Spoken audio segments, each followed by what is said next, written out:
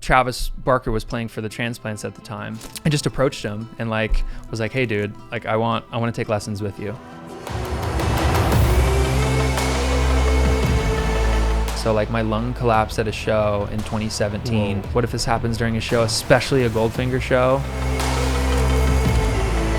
What's up, I'm Mike Ciprari. And I'm Nick Gross, drummer for Girlfriends and Goldfinger. And this is Loyal to the Craft.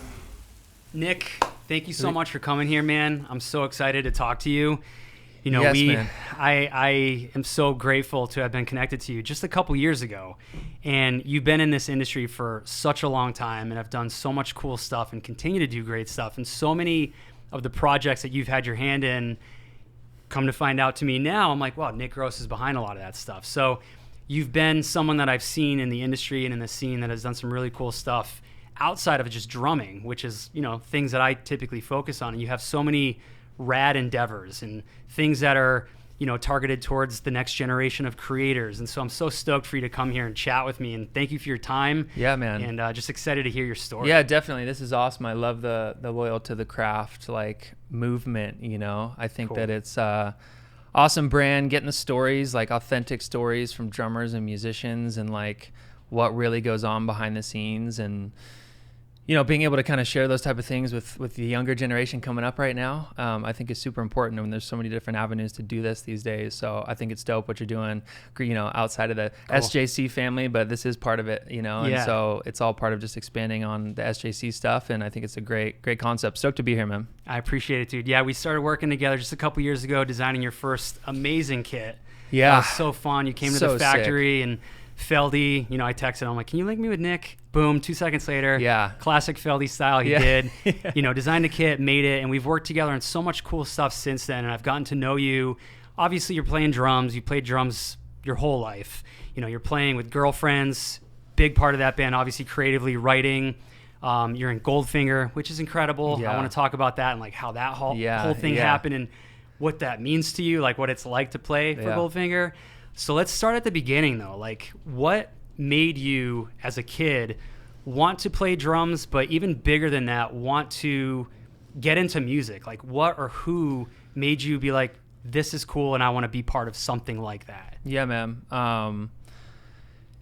So for me, wow, it goes back to, you know, I was an only child growing up. Grew up in Laguna Beach, California, SoCal kid.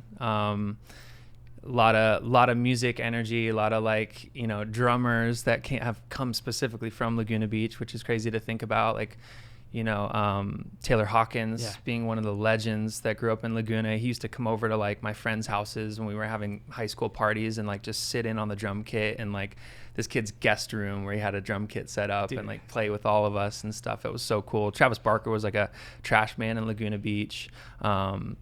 You know, Adrian Young, the whole No Doubt scene, like everything going on in Orange County. So it was just cool to grow up there. Yeah. So music was always around, like the vibes of Laguna and Southern California, I think, provided that. But I grew up, you know, started taking piano lessons early age, only child growing up. So my mom was like, let's see if piano sticks. Let's see if music sticks, you know? And so 5 years old, started that for about a year, you know, being 6 years old for about a year in, I was like, okay, I want to try something else. You know, I was getting stir crazy sitting behind the piano as a young kid. And so they were like, let's try drums. And so drums for me, I remember the moment I kind of sat on the drum kit, everything just kind of like worked. Everything just kind of connected like in my head, where it was like, oh, the pedals do this and the feet do this and my arms do this. And like, I remember playing kind of like my first beat and just came really organically and naturally. And so it clicked like in my head. And that for me was something where I was just like, okay, this is something where I feel like I want to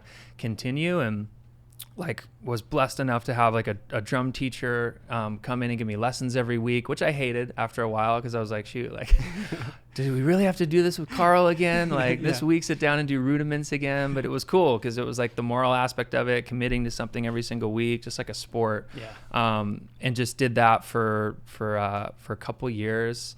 Remember starting my first band. God, I'm gonna forget the name of it right now. I think it was something like Dead End or something silly, right? Like a 9-year-old project. And it was like, the thing that I kept talking about to all my friends and family. I got this band during every 4th of July. I would always go outside with a drum kit and like light fireworks around my drum kit. Sick. And like have my family like start the sparklers and all these big massive fireworks while I perform when I was like 9, 10 years old. Oh, man. And just always like wanted to perform, you know, and like wanted to be behind the kit just like yourself, and like loved the energy of it. It came super natural for me.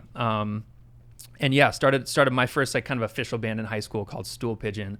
I was with myself and 3 other guys from Laguna Beach that were like surfer kids. The singer, his name was Chase. That was like kind of like Brandon Boyd's like younger brother almost. Right. Like just like was super into music. I met him through catechism class, so it was like church class essentially where I would go to after school. And he was the only kid that was like, you know, 12 years old with like a full-blown beard. So I was like, dude, this kid is like cool. I want to hang out with him. Like, what's this kid's vibe? You know? And so he was like, dude, I'm super into music. I love Incubus. You know, I love Dashboard Confessional. I love all these bands. And he was like, you know, artsy guy. Yeah. And then their drummer, he was in a band called Stool Pigeon. Their drummer bailed. And so I was like, dude, this is such a cool opportunity for me to come in and actually like be in my first band. And that was probably around 12, 13 years old. And just played a lot of shows.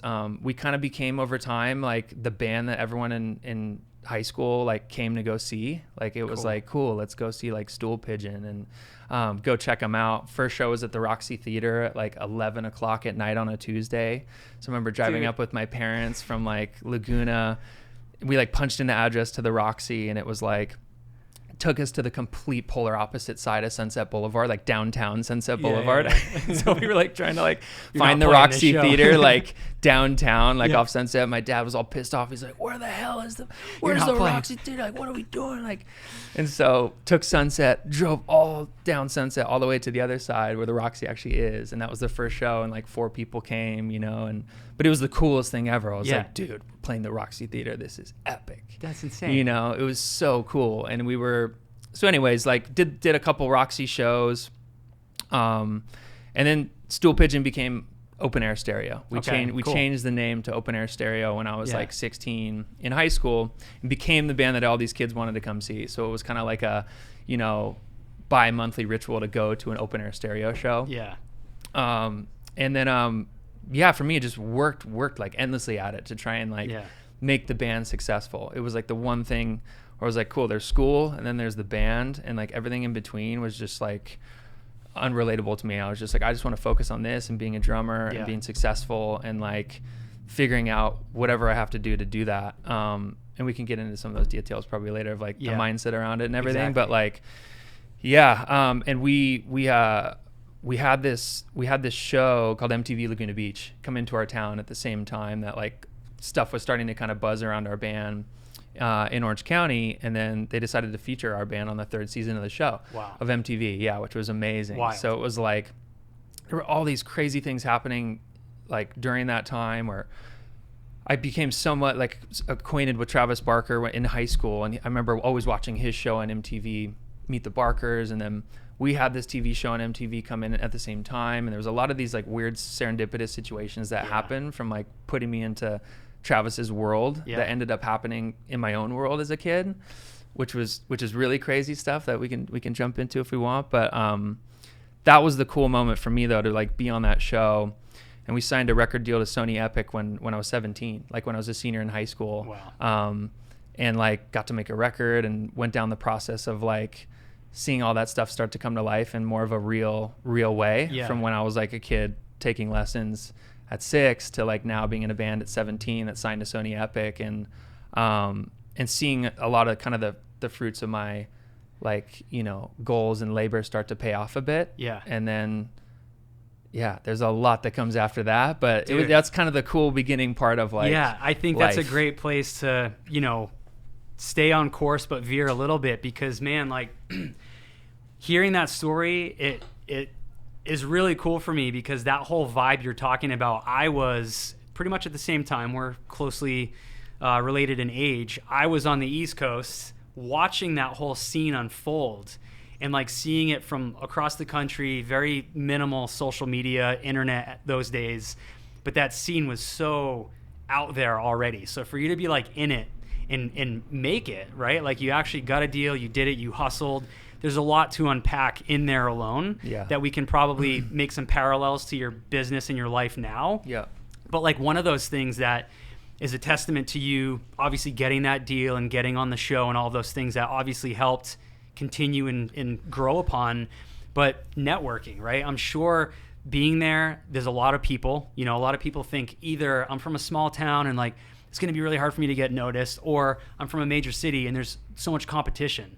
Either way, they're two ends of the spectrum, but like, how did you network and make yourself and your band stand out so that you stood out to labels and got a deal like that with MTV, or even had kids come to your show and know who you are? Like, what were some of the things that drove you to set yourself apart? Yeah, it was like a bit of craziness and a bit of like I have like, kind of like the right side of my creativity brain, which I'm very lucky to have, but then I'm also, I'd say, even more lucky to have kind of like a left brain side of things too, in the way that I think in terms of like business and putting things together, and just like extremely driven to see things through, just like yourself, and build stuff. And so for me, like early as a kid, it sounds funny, I literally had like a notebook, I had like a binder, and I had all my stuff in there of like notes of things that I wanted to do to like progress my situation forward. So it was like, cool, I met this one guy at the first Roxy show. His name was Maston Kip. I remember his name still today, and like haven't talked to him in probably 15 years. But Maston Kip was like one of the first guys at the show that was like, oh wow, like it might have been like our first or second or third show. I remember meeting him in Los Angeles, and he was a music manager that worked for a management company called The Firm. So I was like, cool, like I have no idea what this is, but it sounds interesting. It sounds like why wouldn't we entertain the idea of a manager that can push like the music and the career potentially forward? I had no idea, but I assumed that could be something just to intertwine with and get a part of like some other ecosystem and other bands that are a part of that, and potential tours that can come off of that, and potential people that could come onto our songs and all of it. So I just remember hitting him up. It was like, cool, call Maston Kip, like step number one, and there was a bunch of those type of things where it was just over time, I just like really had like almost like a checklist, you know, and it sounds super basic and simple, but I think that helped me in the process of just like writing stuff down to make sure those things happen. But in the process of writing that stuff down, it was like the act of manifestation of making that stuff start to come true. 100%. And I really believe in that. I really believe in the power of like true manifestation, of putting your mind and energy mentally into these places. Like if you want something bad enough, like you know what it feels like to want something bad enough, and to have the chip on your shoulder, wherever the chip comes from. I think the chip's important because it drives you to be able to like check those things off, make sure that those things are happening. And so for me as a kid, I just had that, and I think that like I didn't see anyone else that kind of was doing that stuff. And for me, I really became kind of like our own internal band manager to make sure that the things that we wanted to have happen would happen. And I was really the only one kind of thinking about those things. Where I think the other band members were more like kids in school, like surfing and skating and like, kind of dicking off and whatever, and coming and playing at the show. But I was lining up all the rehearsals. Like the rehearsals would happen at my house. I was always the one making the phone calls to make sure that everyone was coming to the rehearsals, and like scheduling stuff, and just finding things that like popped their heads out and like going after them in a methodical way. I remember one of those things like actually being like, we got to play at K-Rock Weenie Roast in 2005. So Open Air Stereo got to play that show, and I remember Travis Barker was playing for the Transplants at the time, and so I saw him there, and he was always an idol for me growing up through the drums. I just approached him and like was like, hey dude, like I want to take lessons with you. Like was just up front. I was like, you're my favorite drummer on the planet. Like what would it take to have lessons with you? Because I had read in a drum magazine that he gives lessons, you know? And so I just straight up asked him, and I think he had seen me at a couple Blink shows because I'd always go backstage. I made this relationship with little Chris, like his assistant, and like they would always kind of find me backstage and pull me in to like hang out and stuff. And he was always super hospitable and cool. But he agreed to give me lessons, you know? And I think a bit of that was just like the determination and like there's no chance that you're not going to give me drum lessons. Like we're going to make this happen. And it sounds crazy because you can't tangibly, like it's hard to tangibly understand that of why those things happen sometimes. And sometimes they don't. Not every time, the Travis Barker of the world's going to agree to give you drum lessons. But I think there's a lesson in that for a lot of young people where it's like the determination and the mindset to be able to like bring things to life I think starts as simply sometimes as just writing those things down and making sure that you're checking things off and putting yourself in the winning situations, which starts with so much of how you think about things and feel about things. Dude, that so well said. And like, I was going to say and try to like pin off of that, but you went all the way there. It's like, not only are you putting them down to hold yourself accountable, it's a checklist of like, when this happens, then this can happen. Don't forget it, but hold yourself accountable to do it. And it's there. Like I'm an obsessive personality, so I know would do you the are. same. I know you I'll are. do the same. And when I first started building drums, I will never forget. I called another pretty popular drum builder, sent him an email. He called me. It was a Sunday afternoon. He's like, "Give me advice." But the biggest takeaway was, give yourself a 3, 5, 10-year goal and write it down, and look at that all the time. Yep. And through my career, seeing those things happen, I started really getting into manifestation and energy and speaking to the universe and putting it out there. But also, like you said, the determination of, we're going to make this happen. And by you doing that confidently, it's not an ego thing. It's not a, this is going to happen because X, Y, or Z. It's like, you're literally putting that energy out there where it's like, that other person's going to feel it. They're going to feel it, and they're going to want to be a part of it because they're attracted to your, it's like a magnetic confidence. Yeah. That's good. It's like ego's away on that. So that's, it gives me chills talking about it right now, just hearing you talk about it. Dude, it's so it's like powerful. a real thing. It really is. I literally was at my dad's house a couple weeks ago, and he's like, "I'm clearing the basement out." I was a pack rat when I was a kid, so I had all my old tour stuff, and I found a couple journals, and I was reading them. And same thing, dude. I like so many parallel like situations. I feel like with many people out there, I'm sure. Yeah. But no one really talks about that. So I'm glad you brought those specific instances up, because so many of the young musicians and creators that want it so bad, they have that drive and that passion, but they don't know what to do with it. Yeah. And it is as simple as writing it down and holding yourself accountable. And it stinks sometimes, but you do have to hold other people accountable, especially when you're young and it's like, oh, I want to go surf or skateboard. It's like, cool, if that's where you're going to make the most creativity for yourself in the band, then okay, I'm going to handle this. Let's all just have a shared respect for it, you know? And it's harder for kids these days with the internet makes things seem like, oh you just did it and it happened. It's like, you forgot that 10 years that dude was in a van, you know, sleeping on the floor, and like, it wasn't always that. And that's the building blocks of making it even possible to be in the limelight or on the big stage or whatever you want to call it. Right? It's almost, it's like, sounds corny or whatever, but it's hard to like believe it until you see it, you know? And like, when I started to have these little small wins happen where I was like, oh wow, like, you know, the first manager that I reached out to, we actually signed with him. You know, that when I first started to tell that story, I didn't really, I guess, come around full circle, but we ended up signing with him. And he introduced me to another guy named Matt Beckley, who ended up being a big part of our band early on, who produced like the first 2 albums for us, and was just like a pinpoint to helping our band expand, and was pinnacle in a lot of the MTV stuff that ended up happening. So it was like literally one of the first things that I had written down to do, like opened up all these worlds and like, you know, expanded on 10 to 20, 50 other opportunities because of that. I took that first step, you know? And so, but once you actually feel it and see those things start to happen, it makes it easier to understand it, because I feel like a lot of young people probably have a harder time of like grasping this, but until you actually do it and feel it and like put yourself in the situation you want to be in. Like, what's the best, like highest level of energy and awesomeness that you feel like you want to be in? And if you really believe it and you really want it enough, like you'll figure out how to make it happen, and those things will start to come to life for you. I remember one of the big things that I used to do all the time was I would like literally sneak into Verizon Amphitheater in Irvine, because I lived in Laguna. It was like a 20-minute drive. I'd take my truck. I would literally hop the fence. I would sneak in there, and I would just go sit on the stage looking out at like the whole amphitheater, and I would just sit there.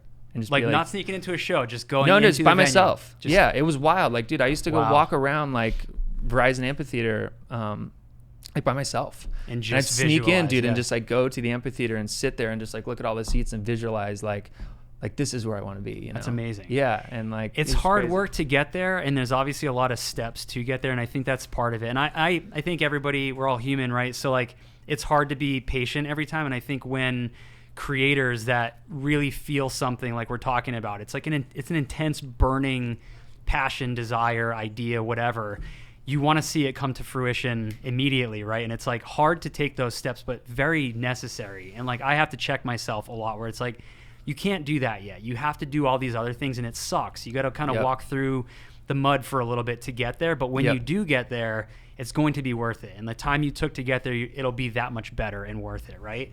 100%, man. What's your journey been like from that point of, the band getting on the MTV show up until, the past few years for you have been crazy. Yeah. Like the label, working with Feldy, playing with Goldfinger, Girlfriends blowing up, going on the road, putting out amazing records, and obviously the videos, you got the creativity that's going into all the work you're doing. So you've got your hands on a lot now. How did all of it kind of come to fruition from then until now? And what was like the gap between those two things?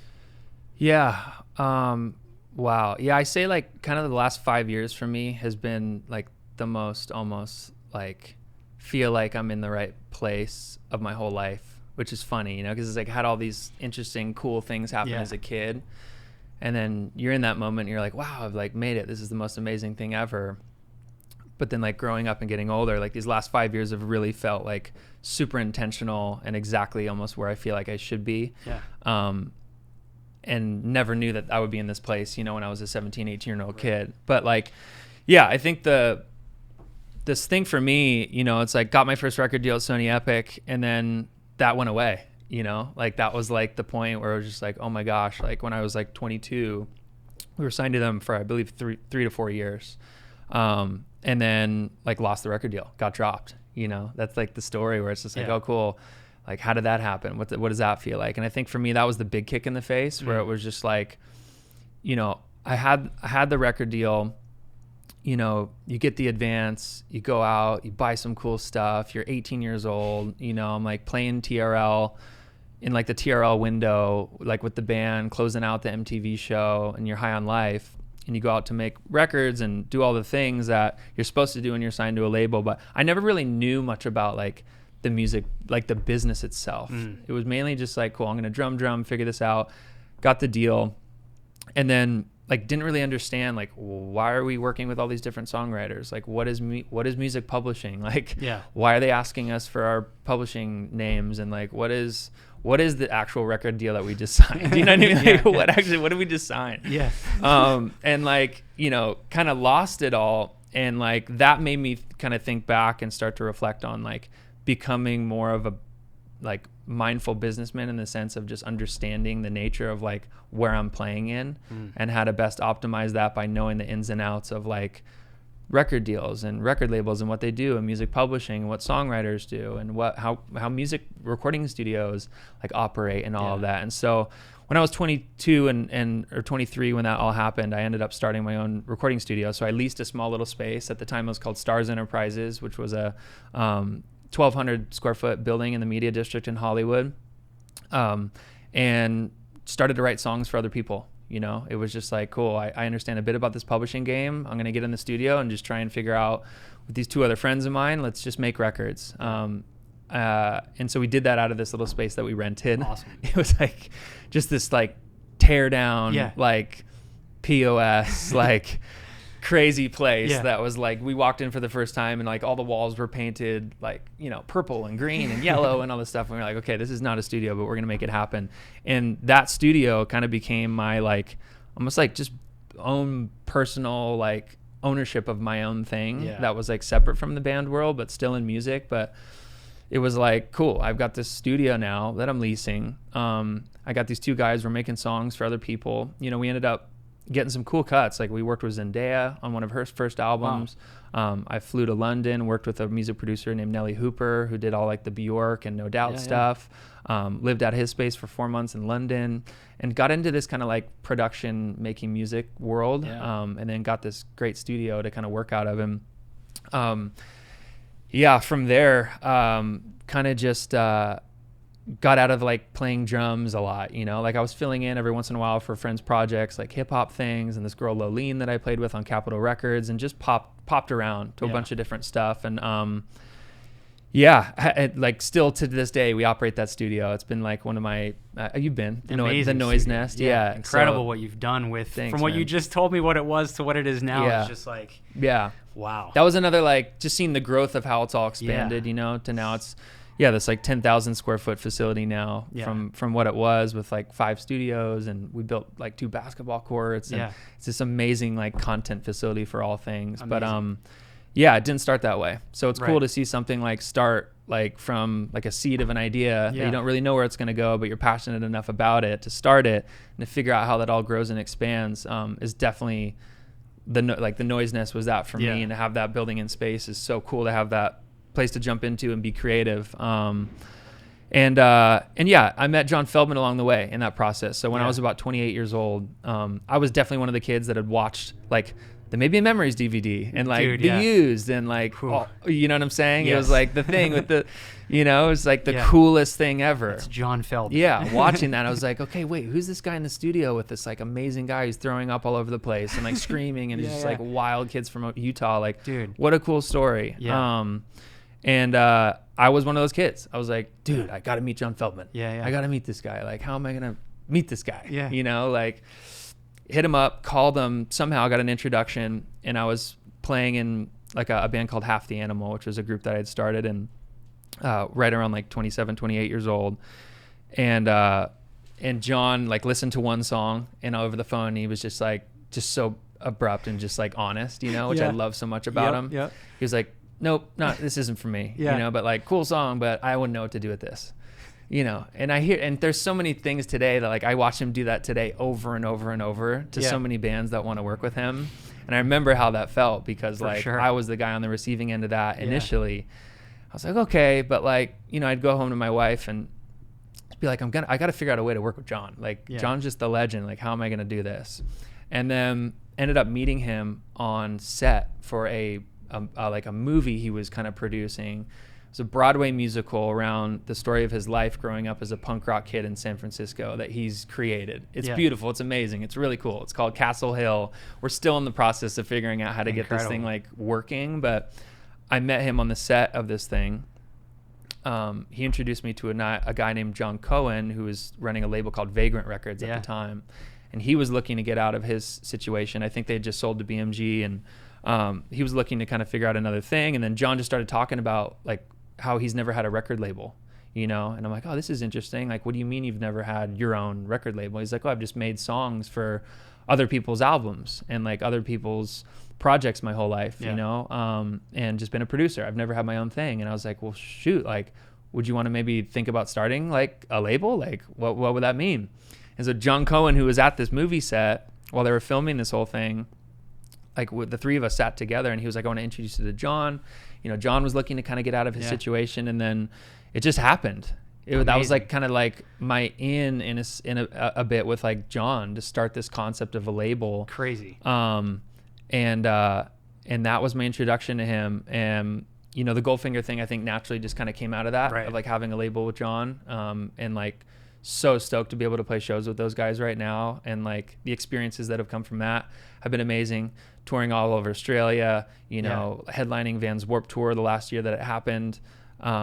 Just so many just great memories that like I wouldn't have gotten from like my own projects, that like having that platform with John has definitely like elevated my experience as a drummer through that, and I think has elevated other things with Girlfriends and all the other projects that I'm doing because of that. And so that was my introduction to John, So much to unpack right there, dude.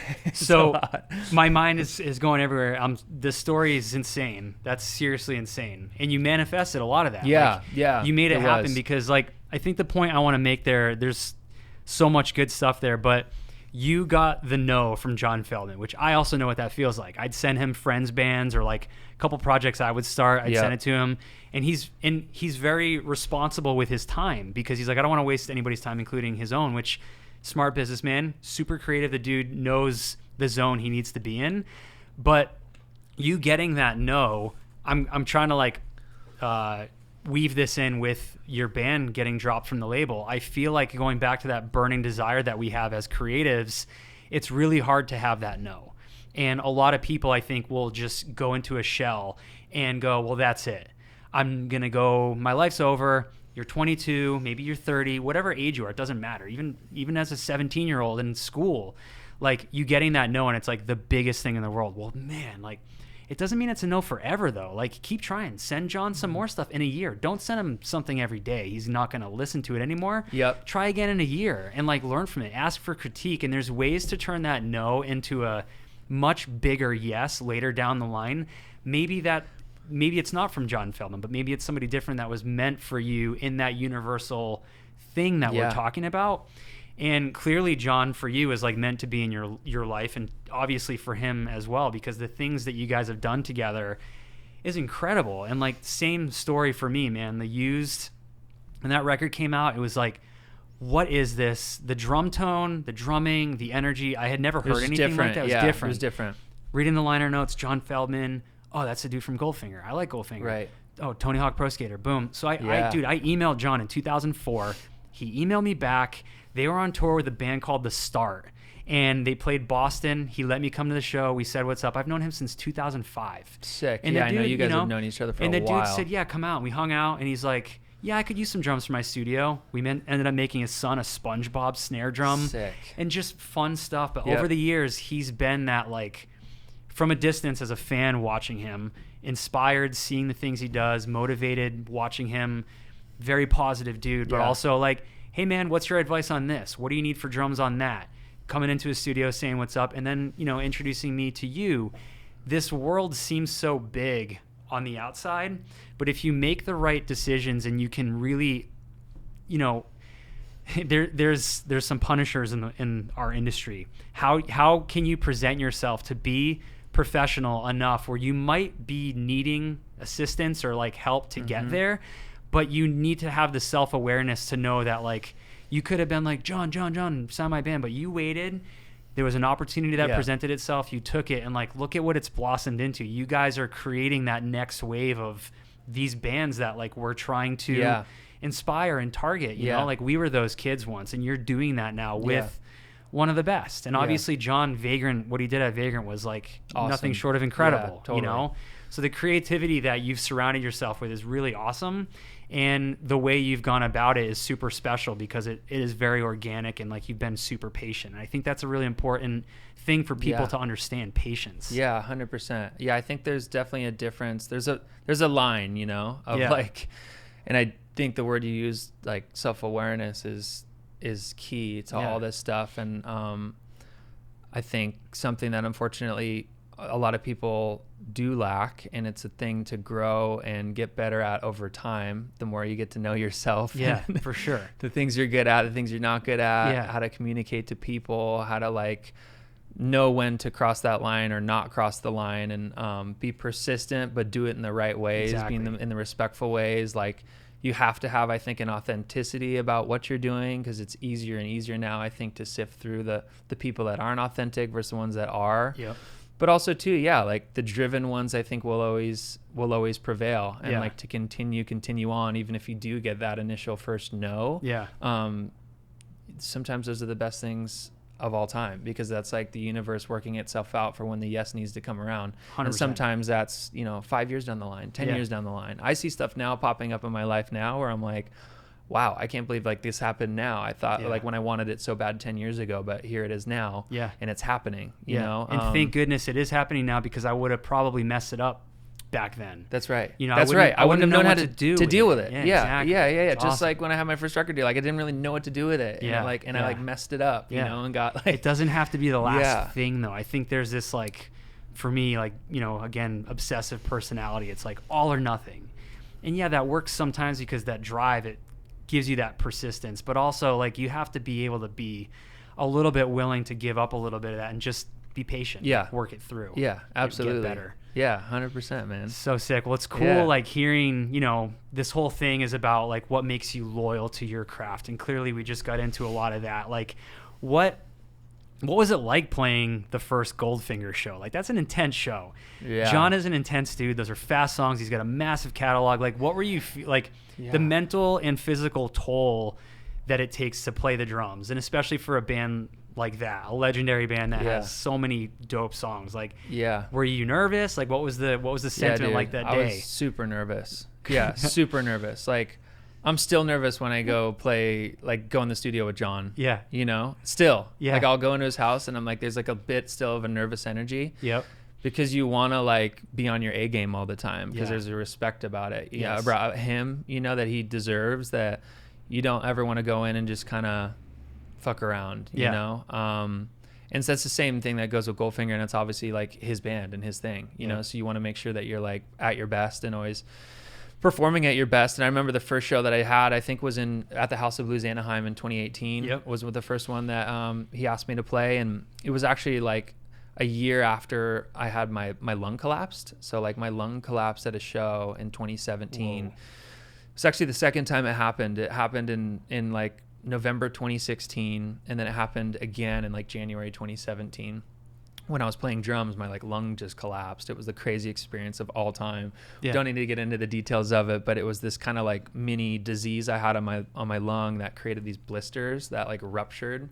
And so it was like air came like leaking out of my lung when I would take a breath, and it was like the most painful. I was in the hospital for 3 weeks during a show. Had full surgery. Yeah, I was like in the hospital for like 2.5 weeks.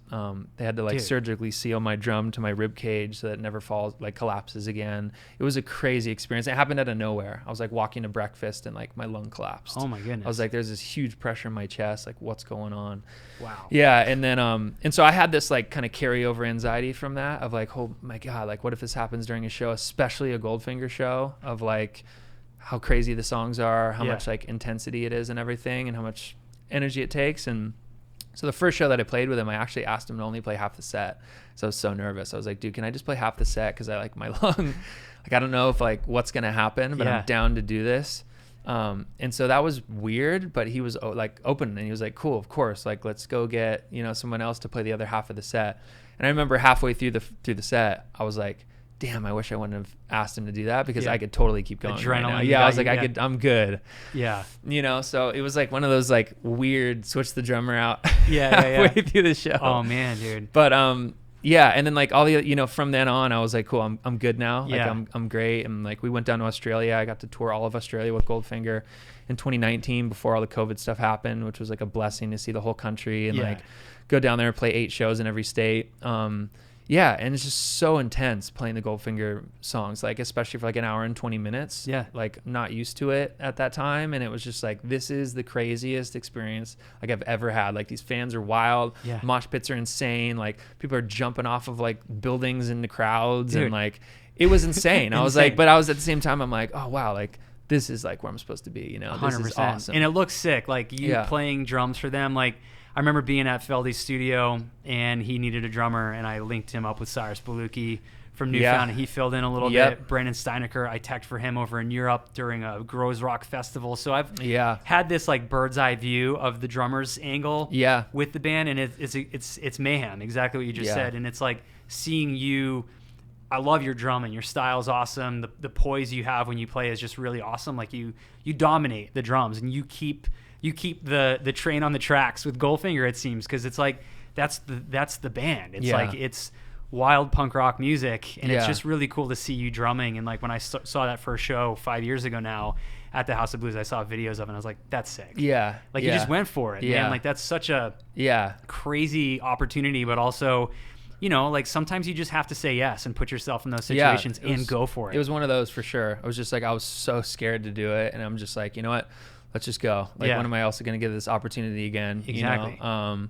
I remember like we were sitting around a fire when he asked me to play drums for Goldfinger, like smoking cigars, and like he was like, oh, do you think that like you could, you know, like do you think you could keep up with all the songs and like do this? And I'm like, dude, like of course, let's go. Let's make this happen. Amazing. So yeah, man. And the Goldfinger thing is like, you know, obviously evolved into this whole Girlfriends world of things now, and there's a lot going on with that. Amazing. You know, and that's been a great project. Like, once again, another one of those things that I feel like has been, you know, like probably should have been in Girlfriends back when I was 17. Like that was like the true music that like we were listening to and loved and grew up on, and now Girlfriends gets to kind of be in that zone again. But, you know, my first band with Open Air Stereo was more of this like rock thing, you know, which was like cool, but it wasn't the authentic music that I really loved as a kid. So now getting to be able to do that in Girlfriends, I think is definitely like another one of those full circle moments. And yeah, we've had great tours this year. Like I have to go on with Avril Lavigne for a month in Europe, which was amazing. It looked amazing. Yeah. Yeah, just like all kinds of cool stuff happening from that. Heck yeah. As well. Yeah. You got a lot going on, man. I want to touch too on Find Your Grind. Yes. Obviously, you've got a lot of things that motivate you on the music side, which you need.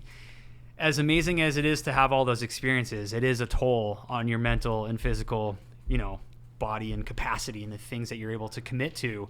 You've got your fingers in a lot in the music industry. You've also got this Find Your Grind thing that I know is a big passion for you and a big push to make a difference for the next generation of creators and whatever that looks like, whatever they want to go find and do in their life. And when I learned that you did that, it was like, whoa, like I didn't know you could try to change that like that. And that is incredible. Like, what's the story behind creating that, and what are you hoping to achieve through that? Because that comes with its whole own set of trials and tribulations on a whole different side.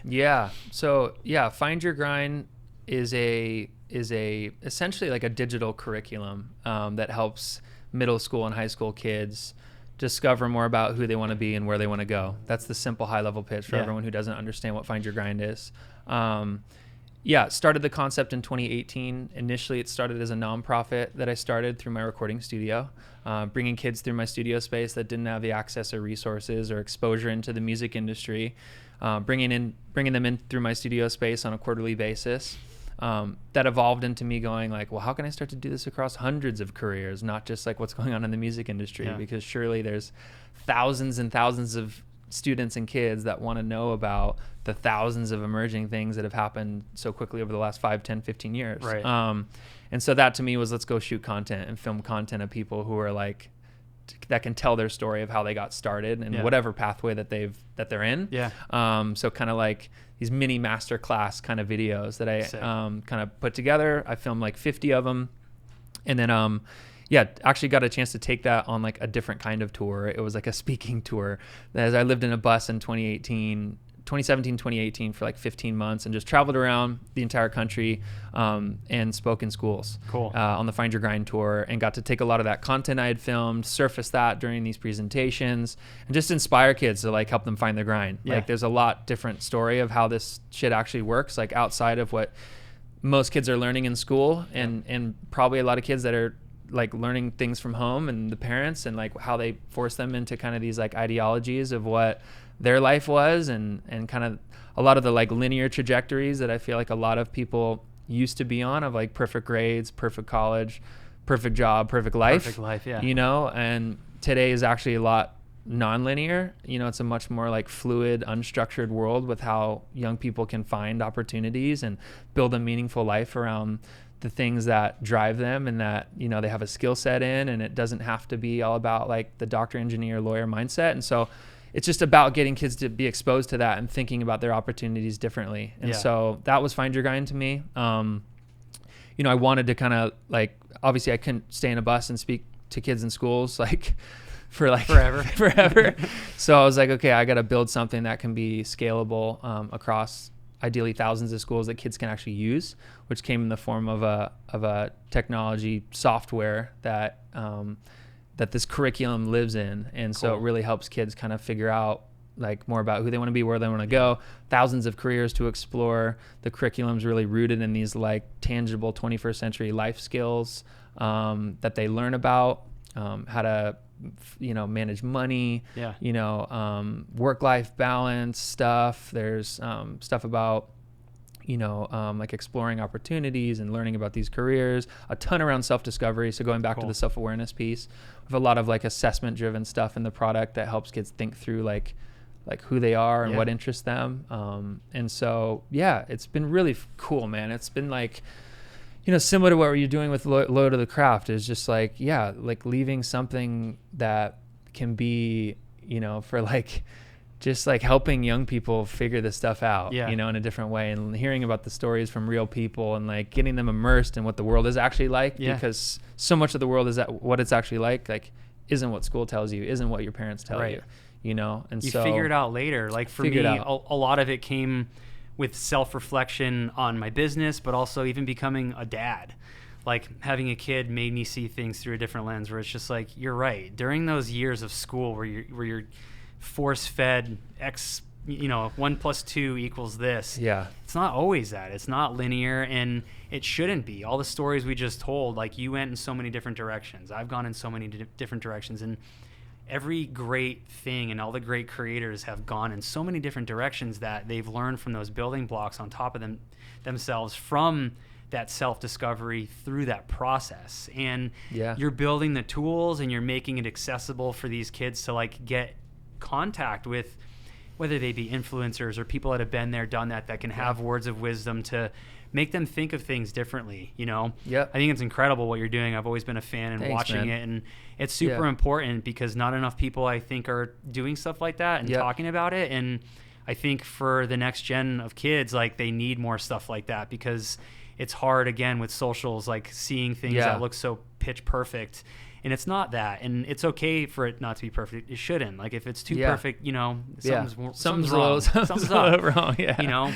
For sure. So, dude, thank 100%. You for sharing all that. And like, it's such a cool thing. Like, how do you manage your own personal, mental health and your routine and your energy and keeping yourself in check with all of that? You've got your hands in so much, like, I know for me, I've got my hands in a fair amount of things, and it can get kind of crazy. You feel like you're spinning, and the journal notebook can help. Yeah. But when you have these ideas, the notebook's evolved. The notebook has evolved. What does that look like? There are different tactics today, but dude, I feel crazier as the years go by, to be honest.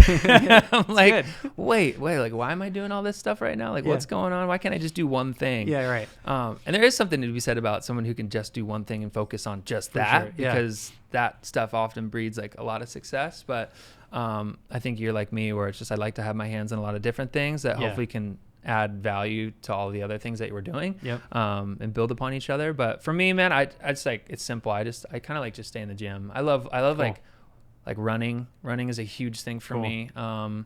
Like boxing, golfing. I'm a big ice hockey player. I grew up playing ice hockey.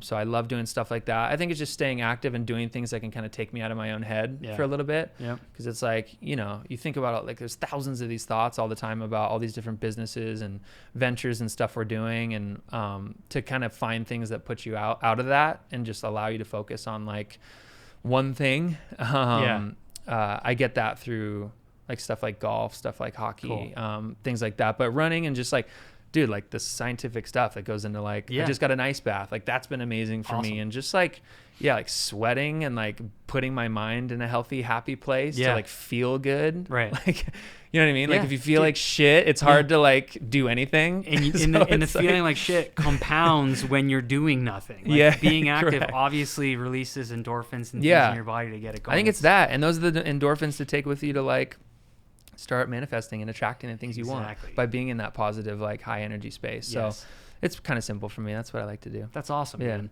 So, in your position now with the label Find Your Grind, the bands you're in, obviously there's kids that watch what you're doing as a drummer and a creator. Yeah. What do you think is the most important thing for drummers now or let me take that back, just musicians, creators, somebody that has the urge to create a business or a brand or get involved with something? Like, what is a piece of advice that you would give to yourself 25 years ago, when you were a teenager, just getting started, that is like, would be something that you wish you knew then, that would at least guide you as like a North Star through this whole thing?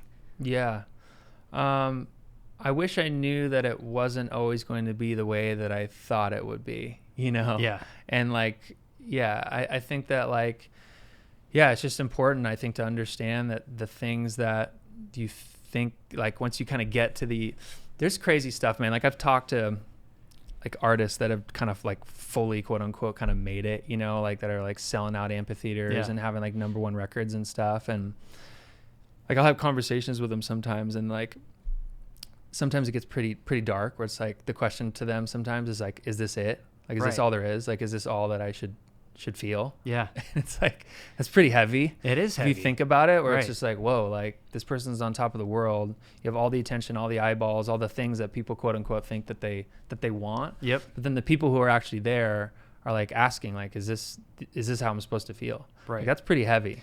It is, dude. And it's that you have it all externally, but nothing is good enough. Yeah. You have to find that balance of yourself of like, okay, this is that's its thing, and this is my life as well. The balance is it's hard. more so, I would say, like managing the expectations in the right way mentally. Great you way to know, put and it. like going with the flow of life. You know, Yeah. I think for me would be something like telling my younger self to go with a bit more. Yeah. And I'm learning that more now later, because I'm seeing those things happen that didn't happen before start to happen now, and having a little bit more trust and faith in the process. So that's what I would say, man. And I would say maybe my second reference would be to like Wayne Gretzky. I always give this one out, where you miss 100% of the shots you don't take. Yeah, dude. So that's a big one for me always, Yeah. of just like, dude, like go after the things, you know, make it happen. Don't be scared, you know, get rejected, go after it, and it'll all work itself out. I love it, man. That's incredible. What a story you've had. Thank you for sharing and inspiring, you know, myself and so many people out there. I hope that people can take away some key things from this, because I think that the valuable lessons of, it's hard to realize it in those moments, but I hope that people listening can at least have it in the back of their mind, where once you find yourself going down that flow or that road of like, you know, this shouldn't be going this way and I want it to go a different way, like just go with the flow. Like, you know, go with the current as much as you can. Obviously you want to pivot and change things, but the process is there for a reason, and it's okay. Like, it will be okay. That's probably very similar advice that I would give myself, because I do it daily now. Like, again, becoming a dad, seeing things from different perspectives, and like, that's all part of the journey too. Like, you can't force getting older. You can't force that knowledge. You can definitely, you know, get some mentors and like network and find people to ask, but like, you have to go through that process. 100%, and it's the flow, man. Great way to put it. Well, dude, and thank you for everything that you've done, honestly, with SJC and like the legacy that you've built there with that brand. Thanks, man. Like, it's super cool to see someone who's brought together and like made this whole thing come to life, of like legitimately one of the coolest like drum brands. Thanks, like dude. This kind of drums, like playing my new kit right now. I'm like, how have I not played this stuff like until 3 years ago? It's just it's awesome, because as a kid you kind of look at these drum companies, you know, like all great companies, classic drum brands, but nothing that like stuck out in terms of like the look and the feel and the vibe and the customization and the energy behind what you guys have built. Cool. I think was super, super needed. And yeah, it's just been awesome, dude. Thanks, seeing bro. everything that you built too, bro. Yeah, man, it's been, you know, similar journey of like the ups and downs, and just that drive of like, I know what I want to make happen, and I'm going to make it happen, like regardless, and just doing it and going after it. It's all about the energy and the vibe and what you put out. And I've always tried to be as authentic and genuine to myself, and especially like 12-year-old me. Like, what would I want to see happening now if I was in this position? And here I am, you know, so like, make it happen. Go for it. So thank you. And thank you for playing our drums and supporting us, and coming on here, giving up your time to chat, bro. This is epic, dude. Thanks for having me. Heck yeah. All right, bro.